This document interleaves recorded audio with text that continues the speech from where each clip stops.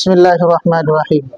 ওয়াকাযা in দাখালাল মাআ, এমনই হুকুম অর্থাৎ যেমনি ভাবে এক পায়ের মোজা খুললে অপর পায়ের মাসা জরুরি, মাসা ভেঙে যায়, ঠিক এমনি ভাবে ইন দাখালাল মাআ, যদি ইন দাখালাল মাউ, যদি পানি প্রবেশ করে আহাদা খুফাইহি, দুই মোজার কোন এক মোজার মধ্যে, হাত্তা সারা জামিআর রিজলি মাকসুলান, ফলে যেই মোজার ভিতরে পানি ঢুকছে ওই পা পুরাটা কি হয়ে গেছে, ভিজে গেছে, এমন যদি হয় তাহলে হুকুম একটা, অর্থাৎ মাসা ভেঙে যাবে।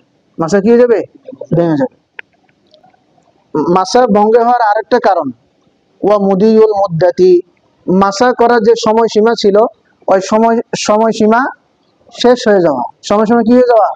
মুকিমের জন্য ছিল কয়দিন? একদিন এক রাত। মুসাফিরের জন্য ছিল 3 দিন 3 রাত।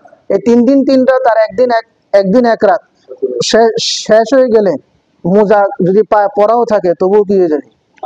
মাসা ভেঙে যাবে। ওয়া মুদিউল মুদ্দাতি ওয়া বাদা আহাদি হাদাইন, এই এখন হুকুম বলতেছে এই দুইটার পর, কোন দুইটার পর?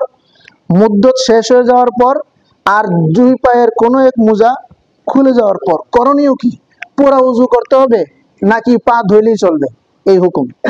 আই নাজউল খুফি ওয়া মুদিউল মুদ্দাতি, মোজা খুলে যাওয়া আর মোজার মাসা করার সময় শেষ হয়ে যাওয়া, এই দুইটা যখন হয়ে যাবে আলাল মুতাওয়াদ্দি, উযু করনেওয়ালা ব্যক্তির উপর জরুরি হচ্ছে গুসলু রিজলাইহি, শুধু তার দুই পা ধৌত করা, ফাহাসবু, শুধু দুই পা ধৌত করলে কি হয়ে যাবে। আই আলাল্লাযী কানা লাহু উযুউন, অর্থাৎ ওই ব্যক্তি যার ওযু আছে, লা ইয়াজিবু ইল্লা গুসলু রিজলাইহি, তার আর নতুন করে উযু করার দরকার নাই, শুধু দুই পা ধুইলেই কি হয়ে যাবে?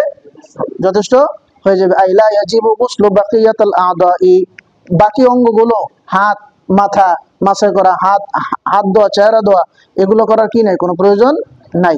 ওয়া ইয়ানবাগি আন ইয়াকুনা ফিহি খিলাফু মালিকিন, এই মাসালার ক্ষেত্রে আয়েশা ইমাম মালিক রাহিমাহুল্লাহ এখানে ইখতিলাফ থাকার প্রয়োজন ছিল, কারণ ওনার মতে ওযুর মধ্যে তরতিব ফরজ, ওযুর মধ্যে কি তরতিব ফরজ,